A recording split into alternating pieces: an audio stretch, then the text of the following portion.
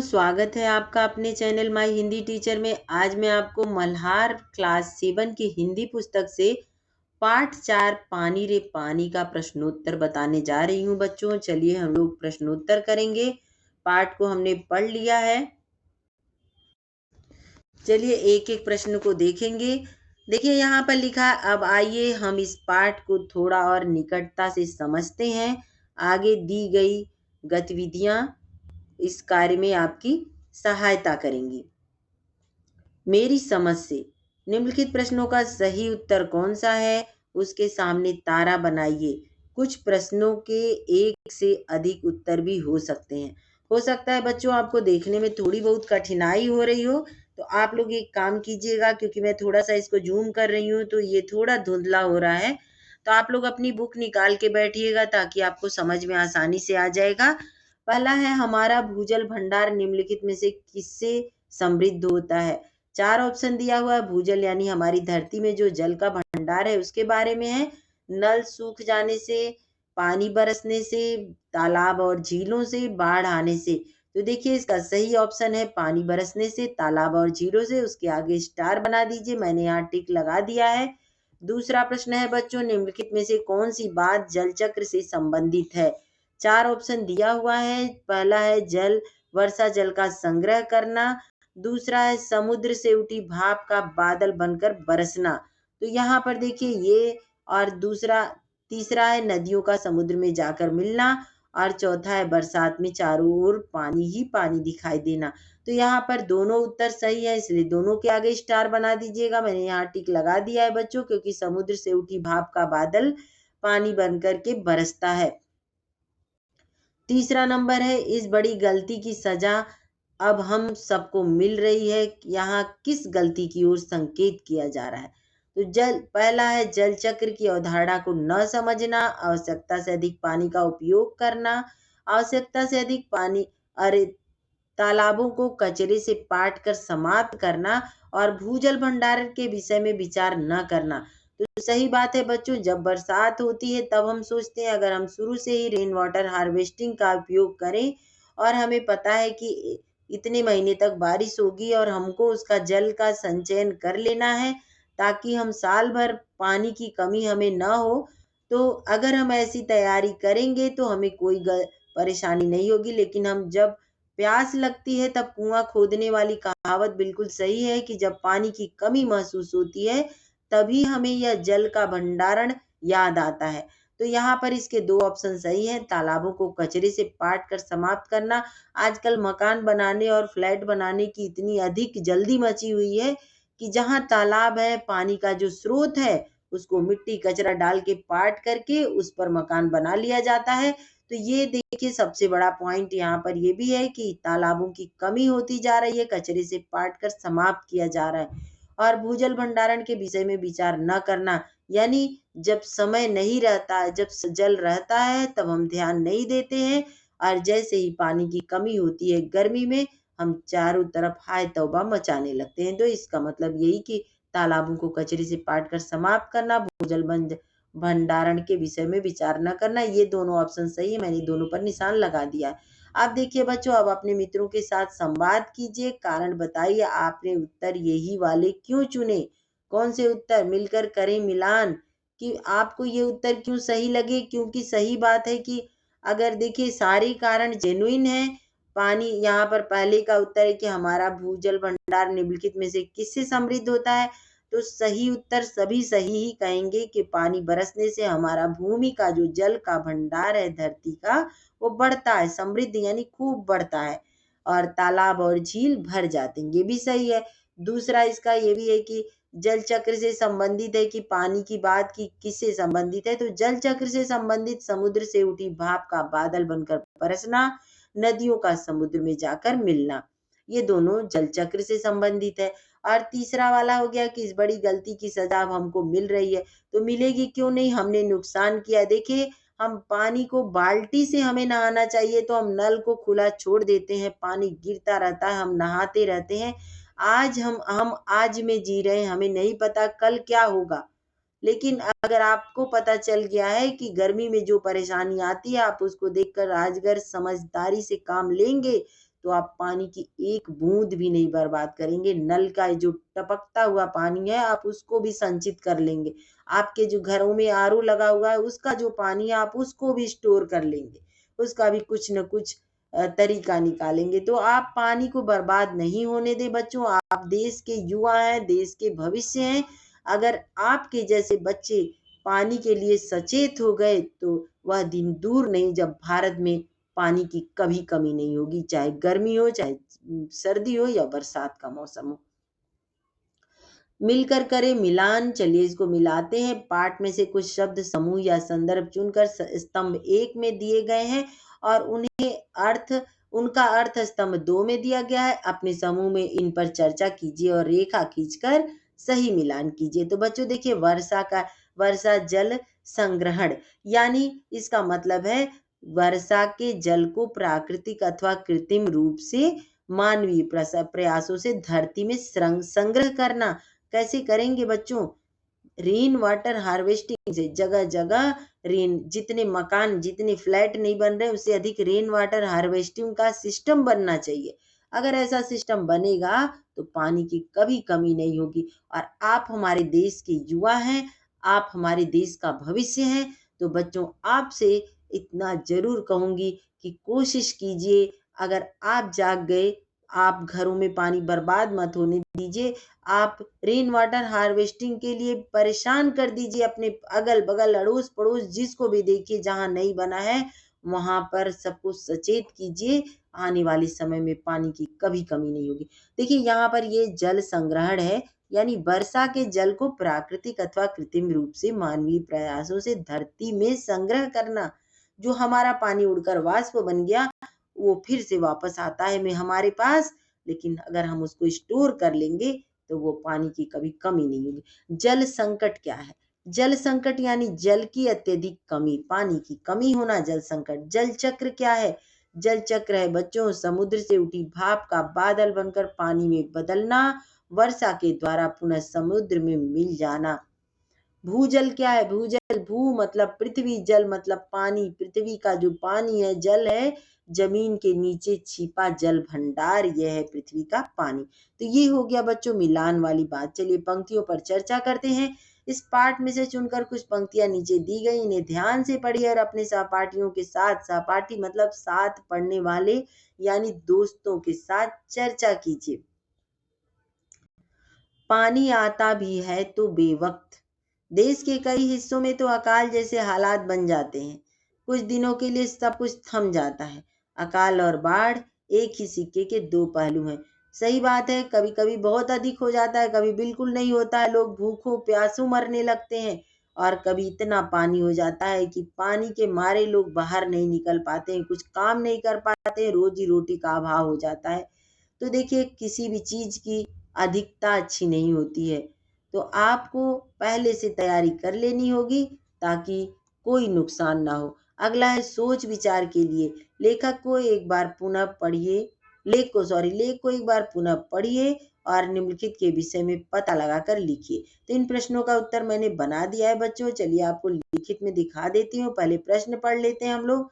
देखिए कैसे घड़ा यहाँ पर गिरा हुआ है, घर है, पेड़ है, सब कुछ। पाठ में धरती को एक बहुत बड़ी गुल्लक क्यों कहा गया? ये गुल्लक की तरह धरती है, गुल्लक टूटा पड़ा हुआ है। तो गुल्लक क्यों कहा गया है? क्यों, कैसे हम गुल्लक में एक एक रुपया जुटा जुटा के डाल डाल के उसमें उसको एक जिस दिन फोड़ते हैं ना कितना सारा निकलता है। तो एक एक बूंद बूंद अगर धरती का पानी हम बचाएंगे तो हमारी धरती भी एक बहुत बड़ी गुल्लक है जिसका हम अनुमान भी नहीं लगा सकते। और ऐसी हमारी जितनी भी आबादी है पूरी दुनिया को कभी पानी की परेशानी नहीं होगी। और जल चक्र की प्रक्रिया को कैसे पूरी होती है, जल चक्र की प्रक्रिया के बारे में भी देखेंगे। यदि सारी नदियां, झीलें और तालाब सूख जाएं तो क्या होगा? तो तब तो भयावह आपदा आ जाएगी। हम मर जाएंगे, भूखों प्यासों मर जाएंगे। न भोजन होगा, न पानी होगा, न रहने की व्यवस्था होगी, न स्वास्थ्य सुरक्षित रहेगा, कुछ भी नहीं हो पाएगा। बिन पानी सब सून, इसलिए कभी पानी के बिना कुछ हो ही नहीं सकता। पाठ में पानी को रुपयों से भी कई गुना मूल्यवान क्यों बताया गया है? बच्चों ये जागरूक करने के लिए लेखक ने कितनी सुंदर रचना की है, कितना सुंदर पाठ को लिखा है। ये पाठ आपके जैसे भारत के सपूतों के लिए लिखा गया है, ताकि अगर हमारे देश के जो बच्चे हैं, हमारे देश का युवा अगर जाग गया, तो वो पानी की कीमत को अगर समझ गया, तो वो कभी पानी को बर्बाद नहीं करेगा। इसलिए लेखक ने हमारे देश के युवाओं को, हमारे देश के टीनेज के बच्चों को जगाने की पूरी कोशिश की है, ताकि हमारी भारत का भविष्य आने वाले समय में सुरक्षित हो। चलिए प्रश्न के उत्तर को देखते हैं बच्चों। पहला प्रश्न है, पाठ में धरती को एक बड़ी गुल्लक क्यों कहा गया? देखिए आपके इसमें दिया हुआ इस सारे प्रश्नों के मैंने उत्तर बनाए हैं, तो इनको देख लेते हैं। धरती को एक बहुत बड़ी गुल्लक इसलिए कहा गया क्योंकि वह पानी को अपने भीतर संचित करके रखती है। जैसे हम गुल्लक में पैसे इकट्ठा करते हैं, वैसे ही धरती में पानी संग्रहित होता है। संग्रहित मतलब इकट्ठा होता है। यह पानी हमें कई रूपों में उपयोग करने को मिलता है, इसलिए धरती धरती माता को हम एक बड़ी जल गुल्लक कहा गया है, जल गुल्लक कहते हैं, यानी पानी का गुल्लक। अगला, जल चक्र की प्रक्रिया कैसे पूरी होती है? अब देखिए बच्चों, जल चक्र एक प्राकृतिक और निरंतर चलने वाली प्रक्रिया, हमने चैप्टर में जो पढ़ा उसी को इसमें डाल दिया है। तो देखते हैं, सूर्य की गर्मी से, जल स्रोतों से, कैसे हमारी सूरज की गर्मी से पानी, समुद्र, नदी, झील आदि का पानी भाप बन करके, वाष्पित होकर के ऊपर चला जाता है, इवेपोरेट होता है। कैसे जाता है? उसे इवेपोरेशन यानी वाष्पीकरण कहते हैं। दूसरा है, पेड़ पौधे भी पत्तियों के माध्यम से जल वाष्प छोड़ते हैं। कैसे? इसे क्या कहते हैं? संवहन कहते हैं। इसे संवहन की प्रक्रिया कहते हैं। तीसरा है, ऊंचाई पर पहुंचने पर जल वाष्प ठंडी होकर बादलों में बदल जाती है। इसे क्या कहते हैं बच्चों? संघनन कहते हैं। चौथा नंबर है, जब बादल भारी हो जाते हैं, जल वर्षा, बर्फ ओलों के रूप में नीचे गिरते हैं, इसे वर्षा कहते हैं। वर्षा जो हमारे पास पहुंचता है, जो पानी जिसको हम इकट्ठा करके गुल्लक को भरते हैं, जल धरती को, जल गुल्लक को, उसको कहते हैं वर्षा। यह पांचवा है, यह पानी पुनः नदियों, समुद्रों और भूजल में इकट्ठा हो जाता है और यही चक्र फिर दोहराया जाता है। हमसे लेकर हमको देते हैं। अगर हम उसको सुरक्षित रख लेंगे, तो फिर तो हमारे पास कभी कोई कमी नहीं होगी। इस प्रकार यह प्रक्रिया पृथ्वी पर जल की निरंतर उपलब्धता सुनिश्चित करती है। अगला प्रश्न है बच्चों, यदि सारी नदियां, झीलें और तालाब सूख जाएं तो क्या होगा? यदि सारे उत्तर है, यदि सारे जल स्रोत सूख जाएंगे तो इसके गंभीर परिणाम होंगे। पानी की भारी कमी, पीने किस किस जगह कमी होगी? पीने में, सिंचाई में, नहाने में, अन्य कार्यों के लिए पानी नहीं मिलेगा, कदापि नहीं मिलेगा। जलवायु परिवर्तन कैसे होगा? तापमान बढ़ेगा, मौसम असामान्य हो जाएगा, भूखों मरने की नौबत आ जाएगी। कृषि पर प्रभाव क्या पड़ेगा? सिंचाई के बिना फसलें नहीं उगेंगी, खाद्य संकट होगा। चौथा है, जैव विविधता को खतरा, यानी जल जीव जो भी हैं, जो जीव जंतु हैं, वो सब समाप्त हो जाएंगे बच्चों। अन्य प्रजातियों के अस्तित्व पर खतरा मंडराएगा। आप एक बार आंख बंद करके सोचिए कि जिस दिन हमारे घरों में पानी 1 घंटा लेट आता है, आरओ में पानी नहीं होता है, प्यास लगी है, मुंह सूख रहा है, कोई लाने वाला नहीं है, हम बाहर से 20 लीटर का जार मंगाते हैं ना पानी का, अगर उसको आने में हमें थोड़ी देर हो जाती है, तो हम बेचैन हो जाते हैं, कब पानी आएगा? लड़ाई झगड़ा भी शुरू हो जाता है, मैंने अभी तक पानी नहीं पिया, मुझे बहुत प्यास लगी है, कोई कहता है मैंने नहीं पिया। तो आप सोचिए कि जिस एक दिन, 1 घंटे, 1 मिनट की तबाही हो रही है, तो जब पानी ही नहीं होगा, पूरी दुनिया में पानी नहीं होगा बच्चों, तो क्या होगा? मेरे प्यारे बच्चों, आप देश के भविष्य हैं, आप भाग्य निर्माता हैं। आपसे ये रिक्वेस्ट है कि अपने अपने घरों में पानी को बचाने की शुरुआत कर दीजिए, ताकि भारत में कभी पानी की परेशानी नहीं होगी। आने वाला समय हमारा सुनहरा होगा, गोल्डन होगा। जैव विविधता, जल जीव को खतरा मंडराएगा। आर्थिक प्रभाव क्या पड़ेगा? जो बिजली है ना, जो जल से हमें बिजली मिलती है, वो भी नहीं मिलेगी। मछली पालन भी नहीं होगा, पर्यटन उद्योग भी प्रभावित हो जाएगा, सब कुछ मनुष्य मरने लगेंगे, सब कुछ भी संभव नहीं होगा। मानव के स्वास्थ्य पर क्या असर पड़ेगा बच्चों? जल जनित रोग बढ़ेंगे, पोषण की समस्या होगी और लोग खत्म हो जाएंगे, बर्बादी आ जाएगी। अगला चौथा प्रश्न है, पाठ में पानी को रुपयों से भी कई गुना मूल्यवान क्यों बताया गया है? पानी को रुपयों से कई गुना मूल्यवान इसलिए बताया गया है क्योंकि पानी जीवन के लिए अत्यधिक आवश्यक है। इसके बिना जीवन की कल्पना असंभव असंभव है। स्वास्थ्य के लिए बेहद महत्वपूर्ण है। स्वच्छ पानी स्वास्थ्य बनाए रखने के लिए बहुत जरूरी है। जीवन की प्राथमिक आवश्यकता है। पैसा बाद में जरूरी होता है, लेकिन पानी के बिना कोई कार्य संभव नहीं है। चौथा पॉइंट है बच्चों, प्राकृतिक संसाधन है, हमें प्रकृति से निःशुल्क प्राप्त होता है और इसका संरक्षण अनिवार्य है। जो प्रकृति हमें अकूत संपदा देती है बच्चों, और वो उसका कोई मूल्य हमसे नहीं लेती है, क्योंकि जितना वो हमें देती है हम अथाह यूज करते हैं। लेकिन जब कोई, जैसे दूध आता है ना पैकेट का 1 लीटर, और उस 1 लीटर के दूध का एक एक बूंद बूंद का हिसाब होता है। कभी आपने देखा है, हमने नल खुला छोड़ दिया, नल से दूध आ रहा है और बिना पैसे का, या 100 रुपए लीटर 1 लीटर दूध हमें नल से मिलेगा और हमने उसे खुला छोड़ दिया, बहने दिया? ऐसा तो हमने कभी नहीं किया ना बच्चों। तो हमें पानी को बचाना है, और ऐसा ना हो कि हम पैकेट में 1 लीटर पानी खरीद के लाएं 100 रुपए लीटर, और उसके लिए हाहाकार मच जाए कि घर में पूरे मेंबर मारपीट करने लगे परिवार के अंदर ही, कि पहले मुझे, क्योंकि एक गिलास में 4 मेंबर हैं, एक फैमिली मेंबर में एक गिलास में एक पैकेट में 3 ही गिलास पानी आएगा, और प्यास लगी है तो 1 गिलास पानी से बुझेगी नहीं। तो आपको सचेत होना है। 5वां प्रश्न है बच्चों, इस पाठ का शीर्षक पानी रे पानी क्यों दिया गया? उत्तर है, इस पाठ का शीर्षक पानी रे पानी इसलिए दिया गया क्योंकि यह पाठ पूरी तरह पानी के महत्व, उपयोगिता और संरक्षण पर केंद्रित है। यह शीर्षक इसीलिए दिया गया, पाठ के भाव को यह शीर्षक दर्शाता है, पानी की पुकार और उसकी कमी को उजागर करता है। भावना अपील करता है, कि भावनात्मक अपील क्या अपील करता है, कि पाठकों को पानी की आवश्यकता और संकट के प्रति जागरूक करता है। देखिए, ये बात मुझे बार बार लग रही कि लेखक ने बहुत ही सही एज के बच्चों को चुना है पानी बचाने के लिए, क्योंकि बाकी लोगों के सामने हम बोलते रह जाएंगे कि आप देश के युवा हो, आप देश के भविष्य हो, आप पानी को बचाओ, नहीं समझेंगे। पर आप जैसे ऊर्जावान जो बच्चे हैं, जो एनर्जेटिक बच्चे हैं, वो पानी को बचाएंगे, पानी को बर्बाद नहीं होने देंगे। वो स्कूलों में बचाएंगे, घरों में बचाएंगे, बाहर बचाएंगे, और स्टोरेज की व्यवस्था करवाएंगे। यही बच्चे देश के युवा हैं, यही बच्चे देश के भविष्य हैं। इन्हीं के हाथों में देश का पूरा दारोमदार है। और अगला आकर्षक, जिससे बच्चे और बड़े दोनों इस पर ध्यान देते हैं, प्रासंगिक है, क्योंकि वर्तमान समय में पानी का संकट बढ़ रहा है, इसलिए यह शीर्षक बहुत ही उपयुक्त है। देखिए, अगला प्रश्न है, आप इस पाठ को क्या नाम देना चाहेंगे? कारण लिखिए।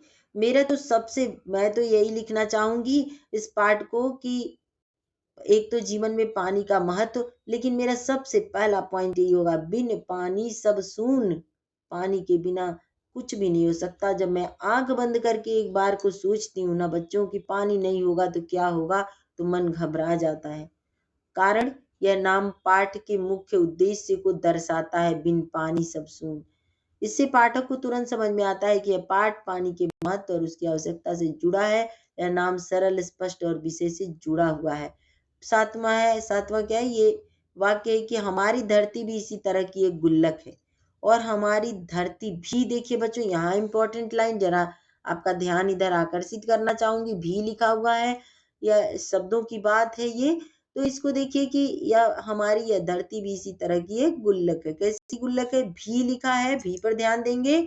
और दूसरा पॉइंट है, दूसरा वाक्य है, हमारी यह धरती इसी तरह की एक गुल्लक है। भी और इसी तरह में अंतर है। इन दोनों वाक्यों में कौन सा शब्द हटाया गया है, उसे हटाने से क्या अंतर आया? इन दोनों वाक्यों में भी शब्द पहले वाक्य में है, जबकि दूसरे में नहीं है। भी शब्द का अर्थ है सहित या अतिरिक्त। इस शब्द को हटाने से वाक्य का अर्थ थोड़ा बदल जाता है बच्चों। पहला वाक्य धरती के साथ किसी और चीज की तुलना की जा रही है, और दूसरा वाक्य केवल धरती के बारे में कहा गया है, बिना किसी तुलना के। इसलिए भी शब्द वाक्य में तुलना और समावेश का भाव लाता है।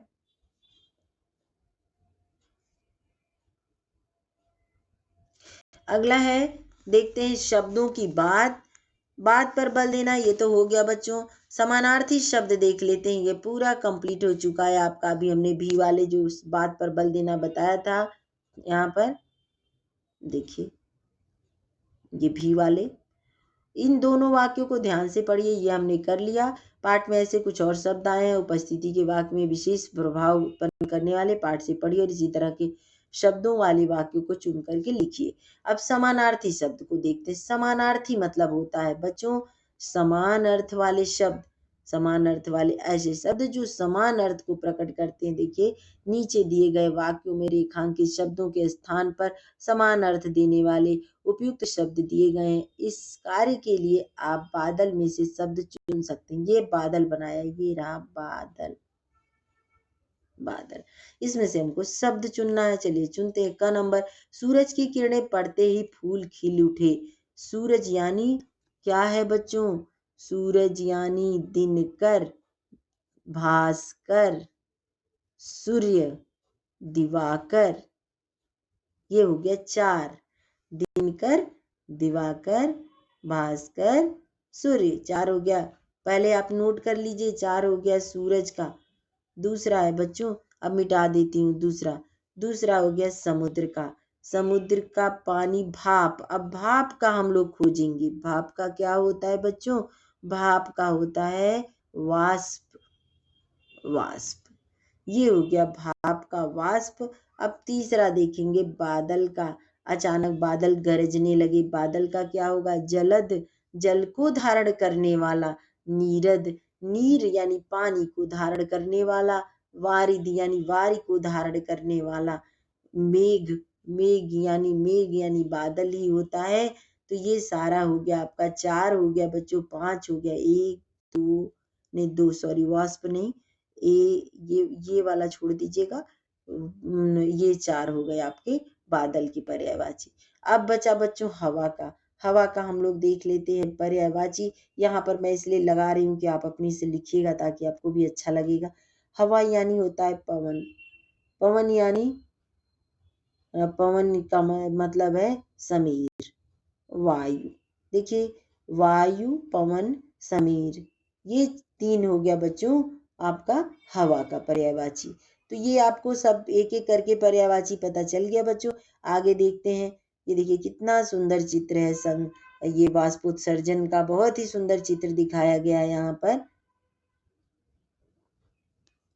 उपसर्ग देखते हैं बच्चों। क्या होता है उपसर्ग? देश के कई हिस्सों में तो अकाल जैसे हालात बन जाते हैं।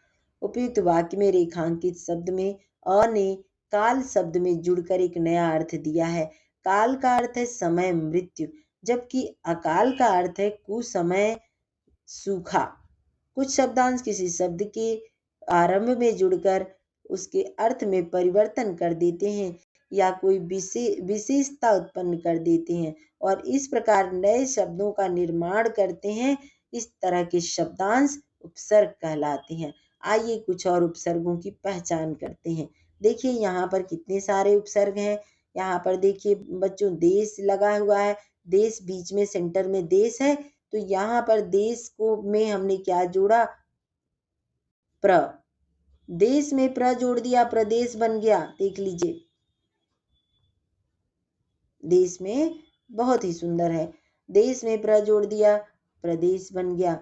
देश में वी जोड़ दिया, विदेश बन गया। वी उपसर्ग, ये उपसर्ग हैं, ये उपसर्ग हैं। और देश में देखिए परदेश पर में देश जोड़ दिया, परदेश, पर हो गया उपसर्ग। और स्वदेश, स्व जोड़ दिया तो स्वदेश हो गया। ये हो गया उपसर्ग।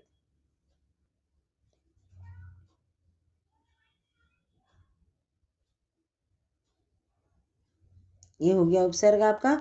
और चलिए आगे देखते हैं बच्चों। आप भी उपसर्ग के प्रयोग से नए शब्द बनाकर उनका प्रयोग वाक्यों में प्रयोग कीजिए। अब मान लीजिए बच्चों मैं आपको 1-2 दिखा देती हूँ। 1 सेकेंड देखिए। यहाँ पर मान लीजिए कि आपने सेंटर में लिखा अ, और ये आपका सेंटर हो गया। और आपने यहाँ लिख दिया सत्य,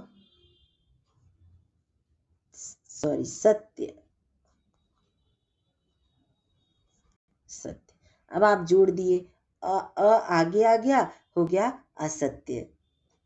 फिर अ लिखा, बीच में आप बीच में रखिएगा अ को। यहाँ पर धर्म हो गया अधर्म, असत्य, अधर्म, है ना। ऐसे आप अलग अलग, न्याय में अ जोड़ दिया अन्याय। ऐसे अलग अलग शब्द आप बना सकते हैं। कल्पना कीजिए किसी दिन आपके घर में पानी नहीं आया, अभी मैंने आपको बताया था बच्चों, आपको विद्यालय जाना है। अब देखिए 3-3 लोग नल के पास खड़े हैं और पानी नहीं आया तो क्या करेंगे? आपके घर के समीप ही एक सार्वजनिक नल है। आप बाल्टी आदि लेकर वहां पहुंचते हैं और ठीक उसी समय आपके पड़ोसी भी पानी लेने पहुंच जाते हैं।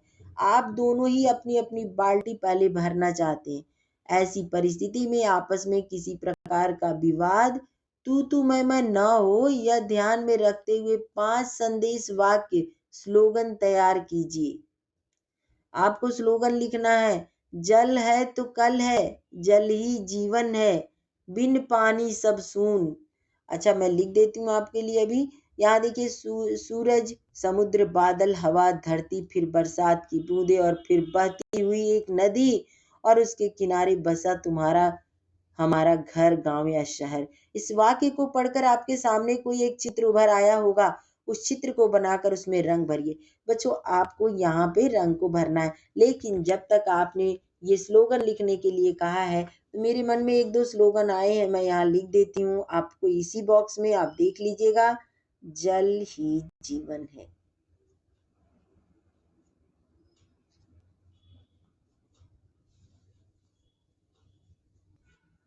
ये लाइन डबल हो गई बच्चों, डबल नहीं सिंगल ही रहेगी।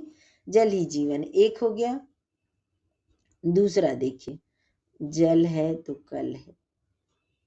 सुंदर से लिख के सजा के अपनी टीचर के पास ले जाइएगा। जल है तो कल है।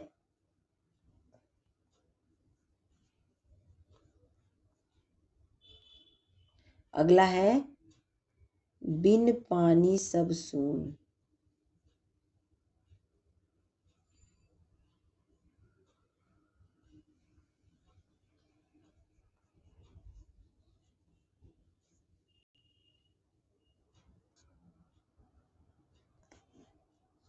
ऐसे करके बच्चों आप लिख सकते हैं ढेर सारा। और अगला देखते हैं क्या है यहाँ पर। आप भी उपसर्ग के प्रयोग के नए शब्द यहाँ पर बना सकते हैं। तो ये वहां से कट गया होगा इसलिए मैंने यहाँ लगा दिया है। तो चलिए देख लेते हैं बच्चों। पात्र, पात्र लिखा हुआ है ना, तो हमने जोड़ दिया। आगे उपसर्ग लगा है, उपसर्ग पहले लगता है बच्चों, तो हमने लिखा सुपात्र। अब देखिए सुपात्र हो गया। फिर है अपात्र, अपात्र भी लिख सकते हैं यहाँ पर। अ कुपात्र भी हो सकता था, लेकिन अपात्र लिखा है तो कोई बात नहीं। अब इसी से हमने अ से ज्ञान जोड़ के बनाया। क्या बनाया? अज्ञान, अज्ञान। और दूसरा विज्ञान।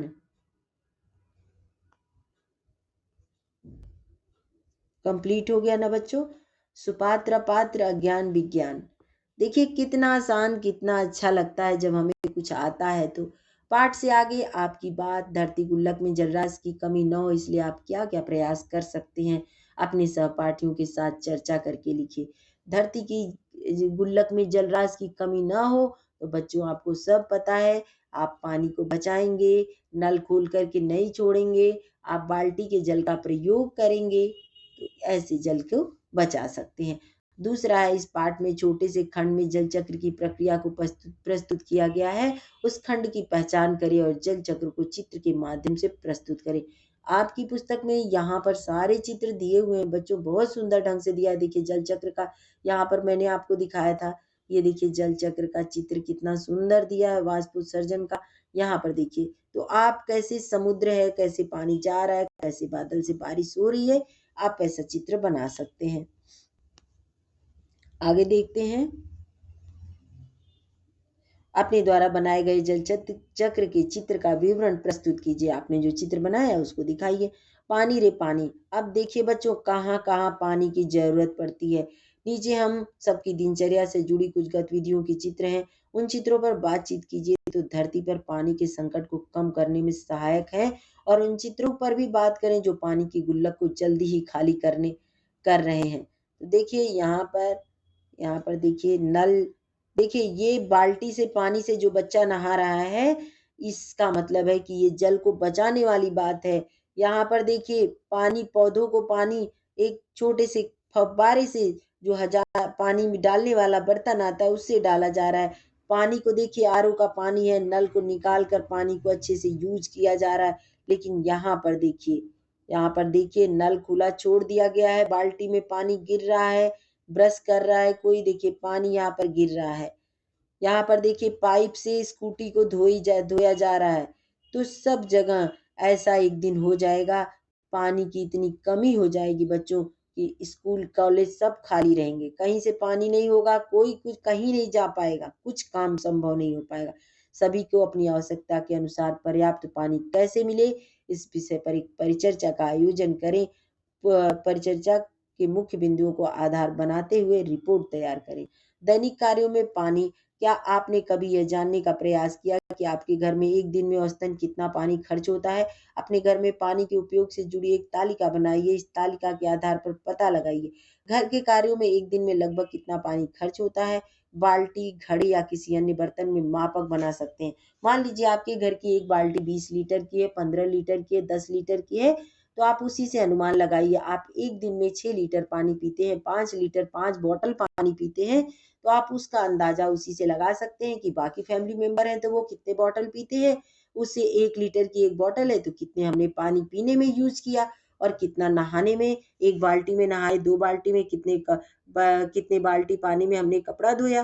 फिर आपके माता पिता, घर के अन्य सदस्य पानी बचाने के लिए क्या क्या उपाय करते हैं। आपने जो किया सो किया, आपके बाकी फैमिली मेंबर क्या-क्या करते हैं, वो भी ध्यान देना है। अगला है ख नंबर, क्या आपको अपनी आवश्यकता अनुसार पानी उपलब्ध हो जाता है? यदि हाँ, तो कैसे? यदि नहीं, तो क्यों? देखिए, अगर हो जाता है तो अभी अच्छी स्थिति बनी हुई है जहाँ आप हैं, लेकिन अगर नहीं होता है तो उसके कारण, उसके ज़िम्मेदार हम खुद हैं। अगला है ग नंबर, आपके घर में दैनिक आवश्यकताओं की पूर्ति के लिए पानी का संचयन कैसे और किन पात्रों में किया जाता है? आप किन बर्तनों में पानी को इकट्ठा करते हैं? टंकी में, घड़े में, मटके में, बाल्टी में? देखिए ये जो कंडीशन है चित्र में, जन सुविधा के रूप में जल, नीचे चित्र में देखिए बच्चों, ये जो पानी एक नल से सबको दिया जा रहा है, लाइन लगी हुई है। मान लीजिए ऐसे ही अगर आपको स्कूल जाना है, घर में पानी नहीं है खाना बनाने के लिए, और पानी नहाने के लिए नहीं है, ब्रश के लिए नहीं है, पीने के लिए नहीं है, चाय के लिए नहीं है, किसी भी चीज़ के लिए नहीं। तो आप पानी लेने गए, 2 घंटा लगेगा कि 3 घंटा लगेगा, सबको मिलेगा कि नहीं मिलेगा, क्या वहाँ पर मार-पीट होगी या फिर बच जाएँगे, कैसी कंडीशन होगी, ये तो वहाँ की स्थिति बताएगी। तो आप इस हिसाब से पहले से ही बहुत तैयारी करके अभी से रखिए, जागरूक हो जाइए, जाग जाइए, ताकि पानी की कमी ना हो बच्चों, स्कूल जाने में देरी ना हो। टैंकर देखिए, पानी की सप्लाई आ रही है टैंकर से, और कैसे लोगों को पानी मिल रहा है, लेकिन समय तो उसमें लगेगा। जो पानी आपके घरों में आ रहा है, आपने नल खोला, पानी मिल गया, और आपको लेने कहीं जाना है, समय तो आपका लगेगा। यहाँ देखिए पानी कैसे नदी से पानी, झील से पानी लोग इस्तेमाल कर रहे हैं। अगर ऐसी ही दिक्कत होगी तो फिर पानी नलों में नहीं आएगा। चित्र ये देखिए, पानी को उठा करके कितनी मेहनत से, कितना भारी होता है। जिस पानी को हम गिरा देते हैं, बर्बाद कर देते हैं, वो पानी जब बाहर से लाना होता है, तब पता चलता है कि पानी कितना मूल्यवान है। इन चित्रों के आधार पर जल आपूर्ति की स्थिति के बारे में अपने साथियों से चर्चा कीजिए और उसका विवरण लिखिए। देखिए यहाँ पर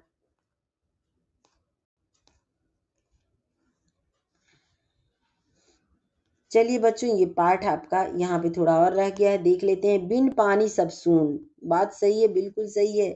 बिन पानी, पाठ में भूजल स्तर के कम होने के कुछ कारण बताए गए, जैसे तालाबों में कचरा फेंक कर भरना आदि। भूजल स्तर पर जल कम होने के क्या क्या कारण हो सकते, पता लगाइए, कक्षा में प्रस्तुति कीजिए। इसके लिए आप अपने साथियों, शिक्षकों, घर के सदस्यों की सहायता भी ले सकते हैं। भूजल की कमी से हमें आजकल किन कठिनाइयों का सामना करना पड़ता है। पानी आता ही नहीं है, मोटर से पानी नहीं आता है, हैंडपाइप से पानी नहीं आता है, और नीचे हमको बोरिंग करनी पड़ती, फिर भी शुद्ध पानी नहीं मिलता। ग नंबर, आपके विद्यालय, गांव, शहर के स्थानीय प्रशासन द्वारा भूजल स्तर बढ़ाने के लिए क्या क्या प्रयास किए जा रहे हैं, पता लगा कर लिखिए। यह भी जाने वर्षा जल संग्रहण कैसे होता है। वर्षा के जल का जो संग्रहण है, वर्षा के जल को एकत्र करना, उसका भंडारण करके उस बाद में प्रयोग करना जल की उपलब्धता में वृद्धि करने का एक उपाय है। इस उपाय द्वारा वर्षा का जल एकत्र करने को वर्षा जल संग्रहण कहते हैं। वर्षा जल संग्रहण का मूल उद्देश्य यही है, जल जहाँ गिरे वहीं एकत्र कीजिए। वर्षा जल संग्रहण की एक तकनीक इस प्रकार है, छत के ऊपर वर्षा जल संग्रहण। इस प्रणाली में भवनों की छत पर एकत्रित वर्षा जल को पाइप द्वारा भंडारण टंकी में पहुंचाया जाता है। इस जल में छत की उपस्थित मिट्टी के कण मिल जाते हैं, अतः इसका उपयोग करने से पहले इसे स्वच्छ करना आवश्यक होता है। अपने घर पर, विद्यालय के आसपास, मोहल्ले, गांव में पता लगाइए कि वर्षा जल संग्रहण की कोई विधि अपनाई जा रही है या नहीं। यदि हाँ तो कौन सी विधि, इसके विषय में लिखिए। यदि नहीं तो अपने शिक्षक या परिजनों की सहायता से इस विषय में समाचार पत्र के संपादक को एक पत्र लिखिए। तो बच्चों, अगला मेरा वीडियो में मैंने कई पत्र छोटे छोटे शॉर्ट्स वीडियो में दिया है, आप देख सकते हैं कि पत्र कैसे लिखा जाता है। आप अब संपादक को जल के लिए संग्रहण के लिए पत्र लिख सकते हैं। आज की पहेली है बच्चों, जल। देखिए यहाँ पर जल के प्राकृतिक स्रोत हैं वर्षा, नदी, झील और तालाब। दिए गए वर्ग में जल और इन प्राकृतिक स्रोतों के समानार्थी शब्द ढूंढिए और लिखिए। देखिए यहाँ पर बहुत सारा दिया हुआ है। जल के प्राकृतिक स्रोत क्या क्या हैं? समानार्थी शब्द, समानार्थी का मतलब होता है बच्चों पर्यायवाची। तो यहाँ पर देखिए, अम्बु माने होता है जल, नीर, नीर मतलब जल, वर्षा का भी दिया हुआ है, नदी, सरिता, यहाँ पर हिम, देखिए तरंगिणी, यहाँ पर देखिए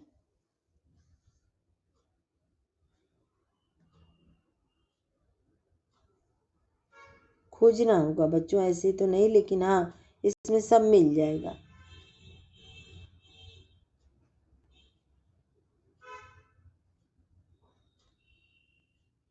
ऐसे ही करके आप जगह जगह से इसमें खोज सकते हैं।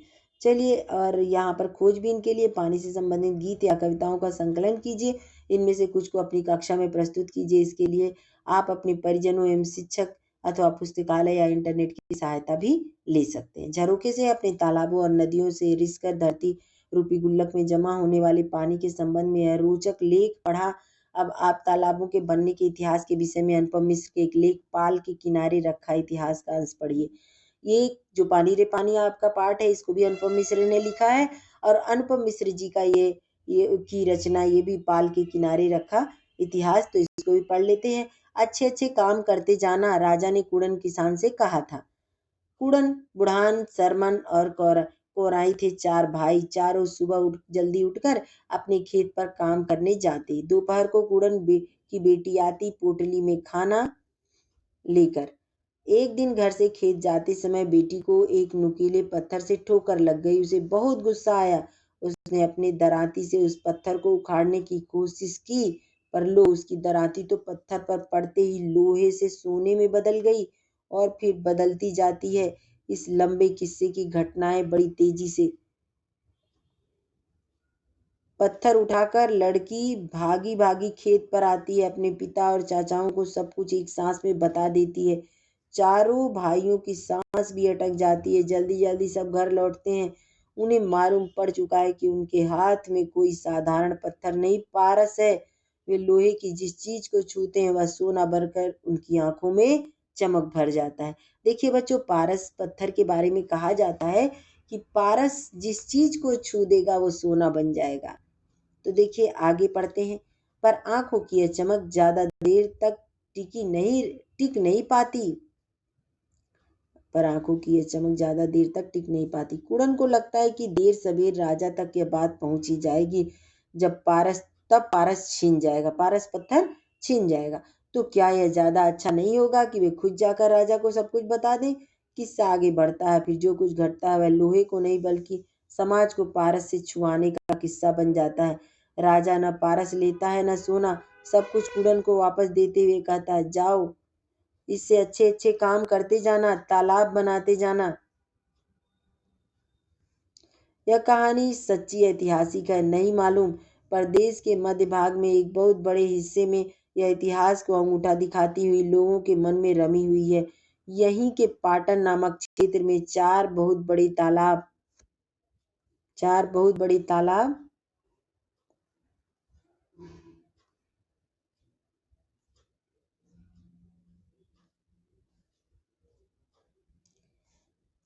आज भी मिलते हैं और इस कहानी में को इतिहास की कसौटी पर कसने वालों को लजाते हैं।